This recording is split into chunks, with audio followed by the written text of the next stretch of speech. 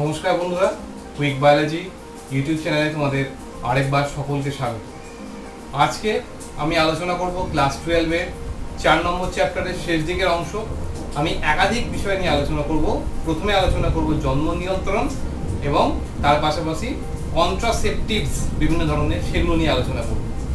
এরপরে আলোচনা করব যে বার্থ কন্ট্রোলের ছাড়াও মেডিকেল টার্মিনেশন অফ প্রেগনেন্সি, সেটা নিয়ে আলোচনা করব এবং শেষে টেস্ট টিউব বেবি বা অন্যান্য যে আর্টিফিশিয়াল যে জন্ম দেওয়ার যে পদ্ধতি, সেগুলো নিয়ে আলোচনা করব।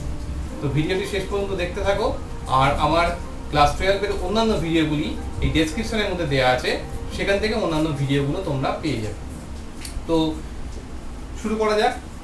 জন্ম নিয়ন্ত্রণ, এটা এই যে টপিকটা, এইটার উপযোগিতা খুব গুরুত্বপূর্ণ। কারণ বর্তমান সমাজে জনসংখ্যা বৃদ্ধি যদি কমাতে হয়, তাহলে অবশ্যই জন্ম নিয়ন্ত্রণের প্রয়োজনীয়তা আছে। তো সেই জন্ম নিয়ন্ত্রণ বিভিন্নভাবে এগুলোকে করা যেতে পারে। যেমন এগুলোর যে বিভিন্ন পদ্ধতি, সেগুলো একটা হচ্ছে প্রথমে কন্ট্রাসেপটিভ ব্যবহার করা, কিংবা সেগুলোকে ফিজিক্যাল হতে পারে বা কেমিক্যাল হতে পারে। বিভিন্ন পদ্ধতিতে কন্ট্রাসেপটিভ ব্যবহার করা হচ্ছে একটা উপায়।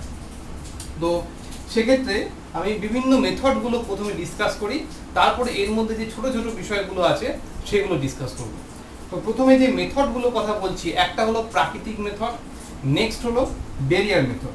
তো ব্যারিয়ার মেথডের মধ্যে বিভিন্ন জিনিসপত্র আছে, যেমন নিরোধ, ডায়াফ্রাম, ফেমশিল্ড, সার্ভাইকাল ক্যাপ ও ফল্ট ক্যাপ।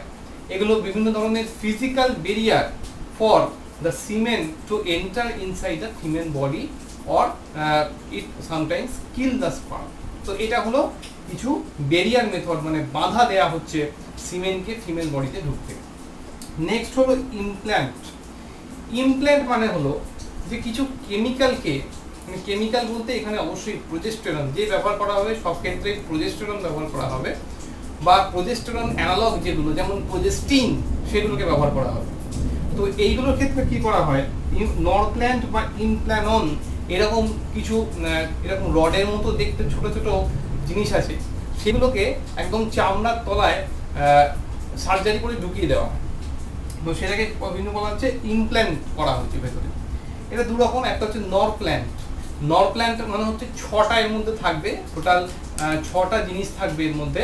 সেই 6টা জিনিসের মধ্যে ওগুলোকে বডির ভেতরে ঢুকিয়ে দেওয়া হবে চামড়ার তলায়, 6টা ক্যাপসুল। এছাড়াও ইমপ্ল্যান্ট আছে, যেটা একটা রডের মতো ডিভাইস, এবং সেটাও বডির ভেতরে ঢুকিয়ে দেওয়া হবে চামড়ার তলায়। নেক্সট হলো এমার্জেন্সি কন্ট্রাসেপটিভস।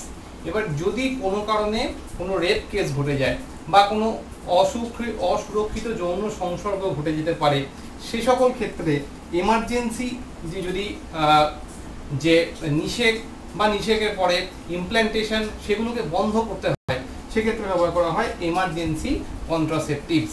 তো এগুলো বিশেষ কিছু কেমিক্যাল, যেগুলো ব্লাস্টোসিস্টকে এন্ডোমেট্রিয়ামে রোপণে বাধা দেয়, বা অনেক ক্ষেত্রে কি করতে পারে যে ফার্টিলাইজেশনকেই বাধা দেয়।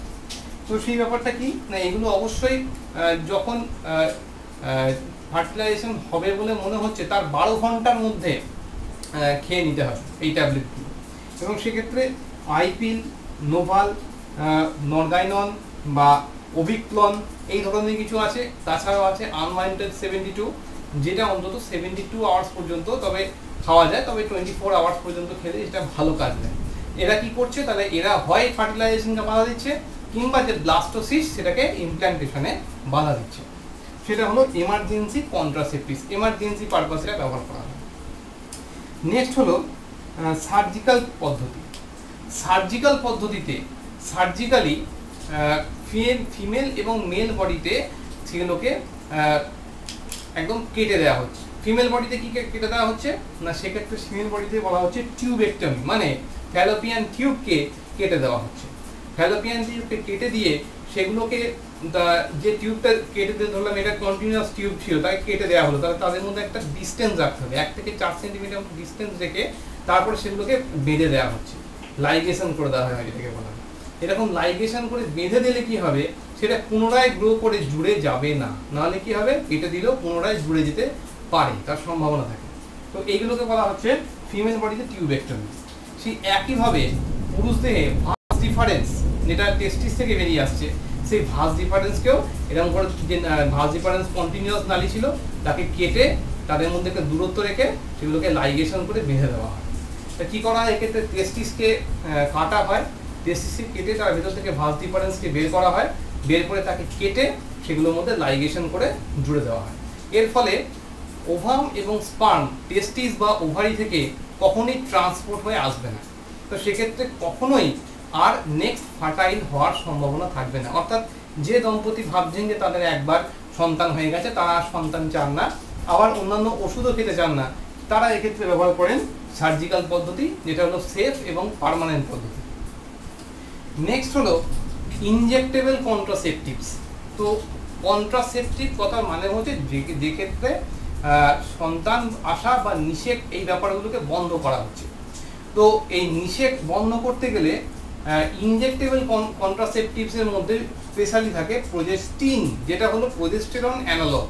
তো এই প্রোজেস্টিন এটা একটা এক্সাম্পল হচ্ছে ডিএমপি, যেমন কি ডেপট মেড্রক্সি প্রোজেস্টেরন অ্যাসিটেট। ডেপট মেড্রক্সি প্রোজেস্টেরন অ্যাসিটেট একটি প্রোজেস্টেরনের কাছাকাছি রাসায়নিক গ্রুপযুক্ত একটা বস্তু। প্রোজেস্টেরন কি করে না, নির্দিষ্ট লেভেলে এন্ডোমেট্রিয়ামকে রেডি রাখে যাতে ব্লাস্টোসিস তাতে ইমপ্ল্যান্টেশন হতে পারে।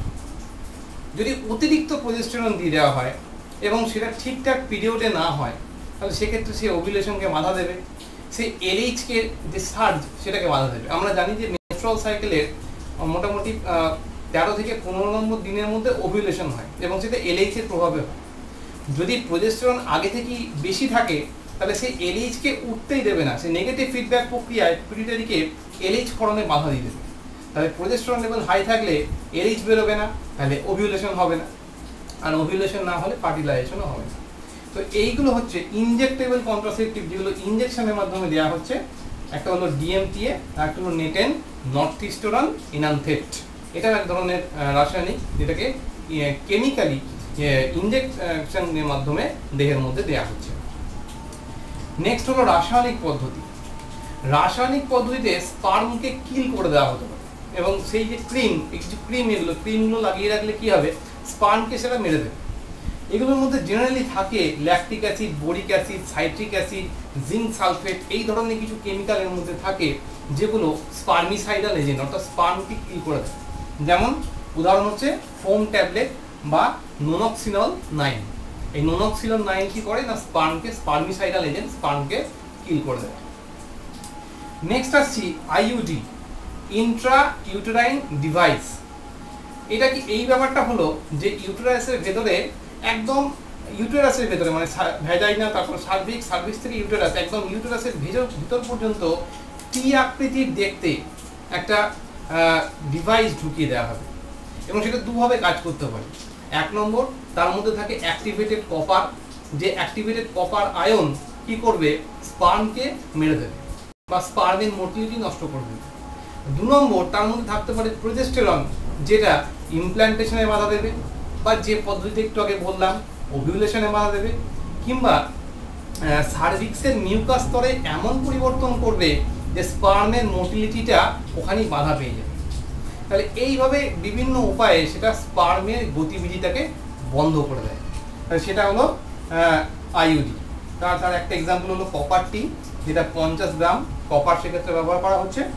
প্রোজেস্টেরন, সেটা একটা আইইউডি, প্রোজেস্টেরন ব্যবহার করা হচ্ছে। অথবা গেস্ট্রেল, এটা এক ধরনের স্টেরয়েড, যেটা আইইউডি হিসাবে ব্যবহার করা যেতে পারে, যেটা ওই রকম স্পার্মকে বাধা দেবে, ওভিউলেশন বাধা দেবে এবং ওখানে নিষেক হতে দেবে। তো এগুলোকে বলা হচ্ছে ইন্ট্রা ইউটেরাইন ডিভাইস। এটা একদম ইউটেরাসের ভিতরে মেনটেন করা থাকে। নেক্সট আমরা আসি ওরাল কন্ট্রাসেপটিভ পিল। তো এর আগে দেখলাম ইনজেক্টেবল কন্ট্রাসেপটিভ, এমার্জেন্সি কন্ট্রাসেপটিভ, এটা হলো ওরাল কন্ট্রাসেপটিভ। তিনটের ডিফারেন্স কি? ইমার্জেন্সি কন্ট্রাসেপটিভ হচ্ছে যদি এমার্জেন্সি বাই চান্স ভুলবশত কোনো ফার্টিলাইজেশনের সম্ভাবনা চলে আসে, তখন তাকে বন্ধ করে, সেটা নিষেধ হওয়ার আগেই তাকে মেরে ফেলতে হবে সেই জায়গাটাকে, সেটা হচ্ছে এমার্জেন্সি। ইনজেক্টেবল মানে হচ্ছে ইনজেকশন দিয়ে দেওয়া হচ্ছে, আর ওরাল মানে হচ্ছে খাওয়া হচ্ছে মুখ দিয়ে, তাই হলো oral contraceptive pill. Oral contraceptive pill, pill মানে ওষুধ, এটা হচ্ছে ইস্ট্রোজেন একা বা ইস্ট্রোজেন ও প্রজেস্টেরন কম্বিনেশন, এই দুটো ব্যবহার করা যেতে পারে। এরা কি করবে, ইস্ট্রোজেন আমরা জানি এফএসএইচ এর প্রভাবে ইস্ট্রোজেন বেরোয় ডিম্বাশয় থেকে, ডিম্বথলি সেখান থেকে, আর এলএইচ এর প্রভাবে কর্পাস লুটিয়াম থেকে প্রজেস্টেরন বেরোয়। তাহলে এখানে ব্যাপারটা কি হচ্ছে, আমি যদি আগে থেকেই বেশি ইস্ট্রোজেন বা বেশি প্রজেস্টেরন দিয়ে রাখি, তাহলে কি হবে, সে ফিডব্যাক পদ্ধতিতে এফএসএইচ এবং এলএইচ রিলিজকে বন্ধ করে দেবে, আর এলএইচ রিলিজ বন্ধ হলে ওভিউলেশন বন্ধ হয়ে যাবে, আর এফএসএইচ রিলিজ বন্ধ হলে অবশ্যই সেখানে যে গ্রাফিয়ান ফলিকল প্রোডাকশন সেই ব্যাপারগুলি হবে। তাহলে সেইভাবে ওরাল কন্ট্রাসেপটিভ পিল এটা 21 দিন ধরে খেতে হয়। এটা ব্যাপারটা কি না, মেনস্ট্রুয়াল সাইকেল 5 দিন, তাহলে 28 থেকে 5 দিন বাদ গেলে হলো 23 দিন, তাহলে 5 নম্বর দিন থেকে এটা স্টার্ট করবে, ওদিকে মোটামুটি ওই 14 নম্বর কি বলে 28 নম্বরের দিনে কিছুদিন আগে পর্যন্ত স্টপ করে দেবে। এবার একবার যখন 21 দিন খাওয়া হলো, নেক্সট কিন্তু আবার 5 দিন পরে চালু করলে হবে না, তারপরে আবার 7 দিন একটা গ্যাপ রাখতে হবে, তারপরে আবার সেটা স্টার্ট করে ওটা চালাতে হবে। তো এইভাবে ওরাল কন্ট্রাসেপটিভ পিল ব্যবহার করা হয়, কিন্তু অসুবিধা হলো এইটা হরমোনাল ইমব্যালেন্স তৈরি করেন, কারণ এটা দীর্ঘদিন ধরে খাওয়ার ফলে বডিতে প্রজেস্টেরন এবং ইস্ট্রোজেন লেভেলটাকে পুরো নষ্ট করে দেয়, তাদের মধ্যে যে ফিডব্যাক যে ব্যালেন্স তাকে নষ্ট করে দেয়, তাই এটা একটা এর অসুবিধা। তো উদাহরণ হচ্ছে সহেলি। সহেলি হলো ইন্ডিয়ান ব্র্যান্ডের তৈরি একটি কেমিক্যাল, যে তার মধ্যে অ্যাকচুয়ালি আছে ইস্ট্রোজেন এবং প্রজেস্টেরন। তো সেই সহেলি এক্ষেত্রে ব্যবহার করা হচ্ছে, এটা ট্যাবলেট ফর্মে 21 দিন পর্যন্ত খাওয়া হয়, এবং এটাই হলো ইন্ডিয়াতে সবথেকে বেশি প্রচলিত এবং পছন্দের ওরাল কন্ট্রাসেপটিভ পিল। নেক্সট, তাহলে এতক্ষণ পর্যন্ত আমরা দেখছিলাম কন্ট্রাসেপশন বা জন্ম নিয়ন্ত্রণ। এবার আমরা দেখব অ্যাবর্শন। তো অ্যাবর্শন বা মেডিকেল টার্মিনেশন অফ প্রেগন্যান্সি, তার মানে কি, এবার যদি কোনো কারণে এই সমস্ত মেথডগুলো ফেল করে, অর্থাৎ ওষুধ খেয়েছি তবুও কাজে দেয়নি, বা কোনো কারণে ফিজিক্যাল বেরিয়ার প্রাকৃতিক বেরিয়ার কিচ্ছু কাজে দেয়নি, এবং তার ফলে বুঝতেও পারা যায়নি, কিছুদিন পর যখন বাচ্চা মোটামুটি 9 থেকে 16 সপ্তাহের মধ্যে ঘোরাফেরা করছে, 9 থেকে 16 সপ্তাহের মধ্যে অ্যাবর্শন করানো যায়, তারপরে ইললিগাল হয়ে যায় ব্যাপারটা। তো অ্যাবর্শন ইন্ডিয়াতে করানো যায় 9 থেকে 16 সপ্তাহ। প্রথম আসছি আমরা পিলের মাধ্যমে। 9 থেকে 10 সপ্তাহ যখন ফিটাসের বয়স, তখন পিল ব্যবহার করা হয়, কিছু স্পেসিফিক পিল ব্যবহার করে সেখানে খাওয়ার পর তাকে প্রোস্টাগ্ল্যান্ডিন ইনজেকশন দেওয়া হয়। প্রোস্টাগ্ল্যান্ডিন কি করে, প্রোস্টাগ্ল্যান্ডিন ইউটেরাসের সংকোচনশীলতা বাড়িয়ে দেয়। তাহলে যে ফিটাসটা ইমপ্ল্যান্টেড হয়েছিল ইউটেরাসের ভেতরে, ইউটেরাসটা সংকুচিত হওয়ার ফলে সেটা বেরিয়ে বাইরে চলে যাবে। তাহলে এক্ষেত্রে ইউটেরাস থেকে সেটাকে, যেটা ইমপ্ল্যান্টেড হয়েছিল তাকে বার করে দেওয়া হবে, সেটাকে বলা হচ্ছে পিল। পিলের মাধ্যমে কন্ট্রাসেপশন করা 9 থেকে 10 সপ্তাহের মধ্যে হবে।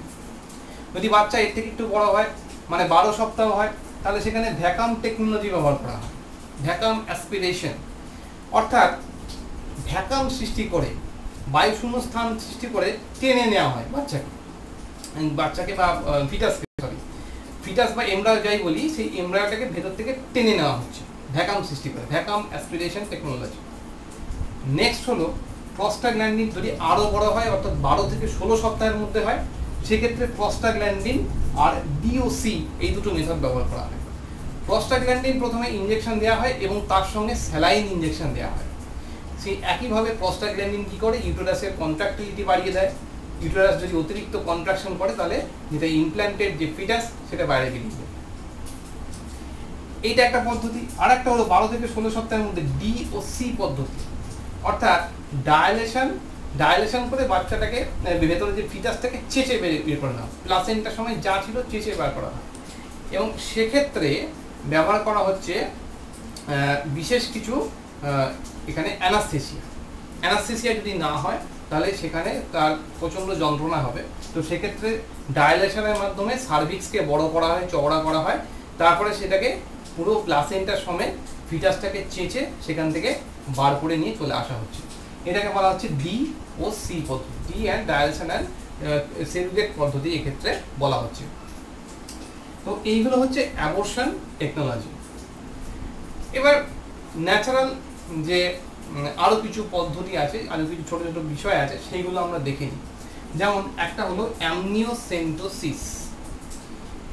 অ্যামনিওসেন্টোসিস ব্যাপারটা হলো যে অ্যামনিওটিক ফ্লুইড যেটা অ্যামনিওটিক স্যাকের মধ্যে থাকে।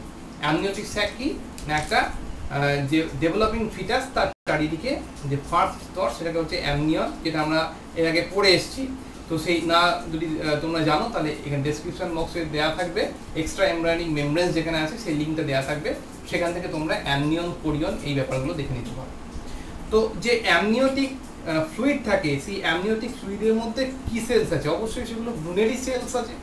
সেই সেলসগুলোকে ইনজেকশনের মাধ্যমে আমি কালেক্ট করলাম, কালেক্ট করে সেটাকে কি করছি, সেন্ট্রিফিউজ করাচ্ছি। সেন্ট্রিফিউজ করে তার মধ্যে সেলগুলোকে আমি কালচার মিডিয়ামে রাখছি, তাহলে সেলগুলো গ্রো করবে। সেই কালচার মিডিয়াম থেকে প্রচুর এমনি সিনথেটিক কালচার মিডিয়াম পাওয়া যায়। সেই কালচার মিডিয়াম থেকে যে ভ্রূণের সেলগুলোকে নিয়ে আমি মাইক্রোস্কোপের তলায় তার ক্রোমোজোমের বিন্যাসগুলোকে দেখছি।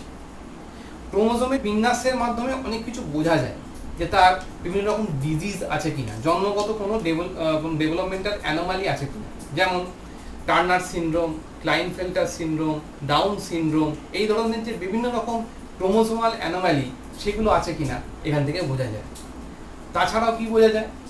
এছাড়াও এর থেকে বোঝা যায় যে সন্তান পুত্র কি কন্যা, এইটা বোঝা যায়। তো একদিকে সুবিধা, কিন্তু অন্যদিকে এই সন্তানের লিঙ্গ নির্ধারণ করা যায় বলে এইটা হলো আবার ইন্ডিয়াতে ইল্লিগাল। তো সেই জন্য অ্যামনিওসেন্টোসিসের সুবিধাও আছে, আবার কিছু অসুবিধাও আছে। তো অ্যামনিওটিক ফ্লুইড নিয়ে সেখান থেকে স্টাডি করাকে বলা হয় অ্যামনিওসেন্টোসিস। নেক্সট আমরা আসি বন্ধ্যাত্ব। তো বন্ধ্যাত্ব হচ্ছে ইনফার্টিলিটি। পুরুষ দেহে এবং স্ত্রী দেহে বিভিন্ন কারণে ইনফার্টিলিটি বা বন্ধ্যাত্ব আসতে পারে। বন্ধ্যাত্ব এলে কি করা যাবে সেটা আমরা এরপরে ডিসকাস করব। তো এখন আমরা দেখব বন্ধ্যাত্ব পুরুষ দেহে এবং স্ত্রী দেহে কি কি রকমের হতে পারে। যেমন একটা হলো ক্রিপ্টরকিডিজম, এটা আমরা আগে আলোচনা করেছি যে ক্রিপ্টরকিডিজম মানে হচ্ছে যে যদি অ্যাবডোমেনের ভেতরেই টেস্টিস থেকে যায় তখন তাকে বলা হয় ক্রিপ্টরকিডিজম। জন্মানোর পরে যদি সেই টেস্টিস নিচের দিকে স্ক্রোটামের মধ্যে না নামে তখন তাকে বলা হয় ক্রিপ্টরকিডিজম। এর ফলে পুরুষদের এটা হলে সে হবে স্টেরাইল। নেক্সট হলো শুক্রাণু চলন ক্ষমতা না থাকা, অর্থাৎ শুক্রাণু তার যদি মোটিলিটি, সে ফ্লাজেলার সাহায্যে অনেক রাস্তা পেরিয়ে যায়, কিন্তু তার যদি সেই মোটিলিটি না থাকে তাহলে কি হবে, সেক্ষেত্রে সেই ব্যক্তি ফার্টাইল হবে না, স্টেরাইল হবে। নেক্সট হলো অলিগোস্পার্মিয়া। তো অলিগোস্পার্মিয়া এটা একটা মানে সিমেনের মধ্যে যতটা স্পার্ম থাকা দরকার তার থেকে স্পার্ম কাউন্ট যদি কম হয় তখন তাকে বলা হয় অলিগোস্পার্মিয়া।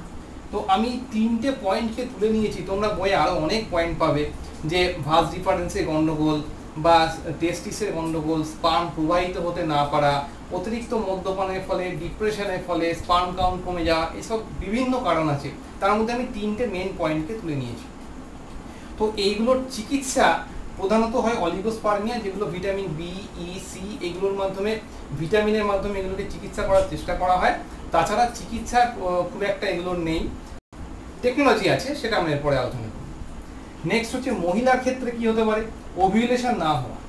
ওভিউলেশন না হওয়ার কারণ কি না, কর্পাস লুটিয়াম যদি কার্যক্ষম ঠিকঠাক করে না হয়, কিংবা বডিতে যদি এলএইচ, এফএসএইচ, ইস্ট্রোজেন, প্রজেস্টেরন এই 4টে হরমোনের লেভেল যদি ঠিকঠাক না থাকে তাহলে সেক্ষেত্রে হতে পারে মহিলাদের ক্ষেত্রে ওভিউলেশন না হতে পারে, এবং সে ওভিউলেশন না হলে ওভাল না থাকলে কি করে সে ফার্টাইল হবে।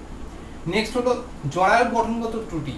ওভিউলেশন হচ্ছে, ফার্টিলাইজেশন হচ্ছে, কিন্তু জরায়ুর মধ্যে সেটা ইমপ্ল্যান্টেশন হতে পারছে না জরায়ুর গঠনগত কোনো ত্রুটির কারণে, সেই কারণে বারবার মিসক্যারেজ হয়ে যাচ্ছে।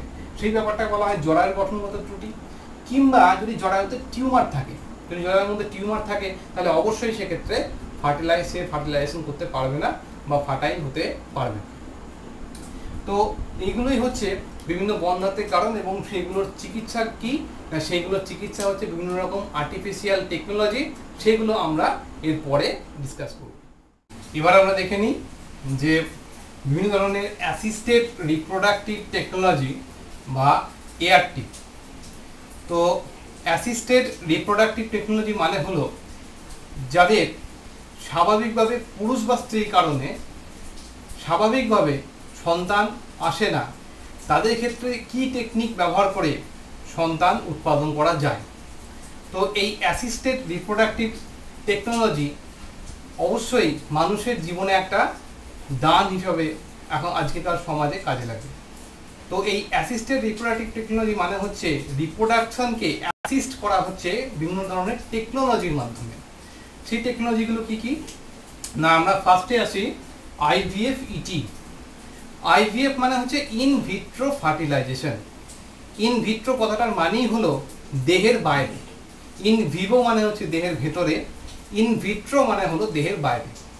তাহলে ইন ভিট্রো ফার্টিলাইজেশন আর ইটি মানে হলো এমব্রায়ো ট্রান্সফার। তাহলে in vitro fertilisation embryo transfer এই পদ্ধতিতে কি করা হয় না, দেহের বাইরে স্পার্ম এবং ওভামকে নেওয়া হয় এবং সেক্ষেত্রে অবশ্যই হরমোন ইনজেকশনের মাধ্যমে সুপার ওভিউলেশন ঘটানো হয় ফিমেল বডিতে এবং প্রচুর ওভাম তৈরি হয়। তার মধ্যে দুটো ওভাম নিয়ে এবং ল্যাবরেটরিতে সিমেন কালেক্ট করে তার মধ্যে 10 থেকে 50,000 মতো স্পার্ম সেই সিমেনে থাকে। সেইটাকে ল্যাবরেটরিতে সেখানে তাদের ফার্টিলাইজেশন করার জন্য সময় দেওয়া হয়।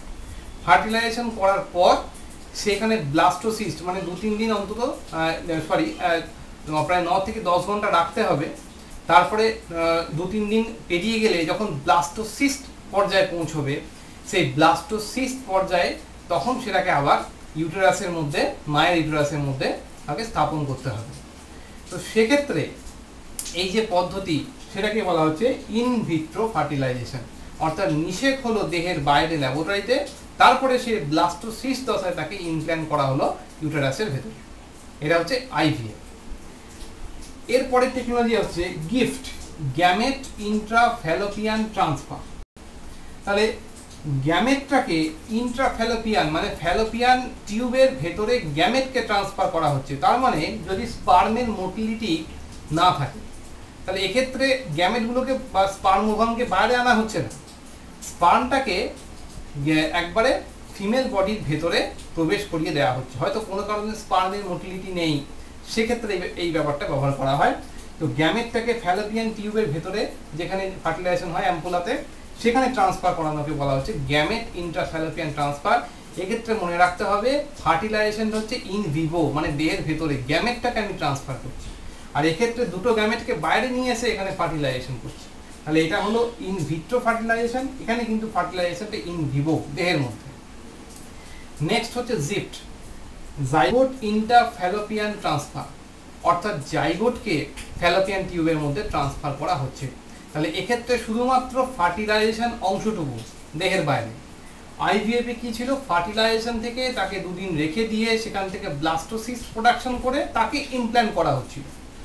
আর যাদের ইমপ্ল্যান্টেশনে কোনো সমস্যা নেই কিন্তু কোনো কারণে ফার্টিলাইজেশনটা হচ্ছে না, তাদের ক্ষেত্রে জিফট ব্যবহার করা হয়। তো জাইগোটকে একদম ফ্যালোপিয়ান টিউবের মধ্যে সেখানে স্থাপন করা হয়, ফ্যালোপিয়ান টিউব থেকে অটোমেটিক্যালি সেটা ইউটেরাসে আসবে, ইউটেরাসে এসে সেটা ফার্টিলাইজ হবে। নেক্সট হচ্ছে আইসিএসআই, ইন্ট্রাসাইটোপ্লাজমিক স্পার্ম ইনজেকশন।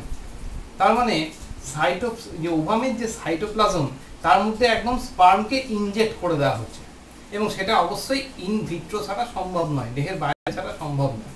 তাহলে দেহের বাইরে স্পার্ম এবং ওভাম যে পদ্ধতি নেওয়া বললাম সেই পদ্ধতিতে নেওয়া হচ্ছে এবং স্পার্মকে ওভামের মধ্যে মাইক্রো সিরিঞ্জ দিয়ে ইনজেক্ট করা হচ্ছে ওভামের সাইটোপ্লাজমে, তাই হচ্ছে ইন্ট্রাসাইটোপ্লাজমিক স্পার্ম ইনজেকশন। এবং এক্ষেত্রে একদম কনফার্ম হওয়া যায় যে ফার্টিলাইজেশন হবেই। নেক্সট হচ্ছে আর্টিফিশিয়াল ইনসেমিনেশন, যে পুরুষদের ক্ষেত্রে ইম্পোর্টেন্সটা শুধু সমস্যা, বাকি কোনো সমস্যা নেই, সেক্ষেত্রে সিমেন্ট সংগ্রহ করে ফিমেল বডিতে যে ট্রান্সফার করানো সেটাকে বলা হচ্ছে আর্টিফিশিয়াল ইনসেমিনেশন। তো এই প্রত্যেকটা হচ্ছে বিভিন্ন ধরনের অ্যাসিস্টেড রিপ্রোডাক্টিভ টেকনোলজি, যার মাধ্যমে সন্তান বিভিন্ন সমস্যা থাকলো, যে সমস্যাগুলোর কথা বা বন্ধাত্ম যে সমস্যাগুলো আলোচনা করলাম সেগুলোকে ওভারকাম করে সন্তান উৎপাদন করা যায়। নেক্সট আমরা আসি তারই একটা বাস্তব অ্যাপ্লিকেশন, টেস্ট টিউব বেবি। তো টেস্ট টিউব বেবি এটা মোটেও এর বাংলাটা হচ্ছে নলজাতক শিশু, কিন্তু আদৌ এটা টেস্ট টিউবের মধ্যে হয় না। তো এই টেস্ট টিউব বেবির হিস্ট্রি হলো 1978 খ্রিস্টাব্দে বিজ্ঞানী ডক্টর রবার্ট এডওয়ার্ড এবং ডক্টর পেট্রিক স্টেপটো এরা দুজন প্রথম সক্ষম হয়েছিলেন টেস্ট টিউব বেবি সাকসেসফুল করতে। এবং তারপরে যে সন্তান হয়েছিল তার নাম হচ্ছে লুসি জয় ব্রাউন। তিনি একজন ফিমেল, সেই ফিমেল সন্তান সেখান থেকে সাকসেসফুলি টেস্ট টিউব বেবি প্রথম পাওয়া গেছিল। ইন্ডিয়াতে আমাদের সুভাষ মুখোপাধ্যায় ডাক্তারবাবু, খুব পপুলার সুভাষ মুখোপাধ্যায়, 1986 খ্রিস্টাব্দে তিনি দুর্গা বলে একজন female baby test tube baby তৈরি করতে সক্ষম হয়েছিলেন। এটা হলো টেস্ট টিউব বেবির হিস্ট্রি। আরও হিস্ট্রি আছে, তোমরা বইয়ে সেটা পাবে। তো টেস্ট টিউব বেবির ধাপগুলো এবার দেখি। ফার্স্ট হলো ডিম্বাশয় উদ্দীপিত করণ। তাহলে কি করা হচ্ছে, ডিম্বাশয়কে উদ্দীপিত করতে হবে যাতে আমি ওভামটাকে কালেক্ট করতে হয়।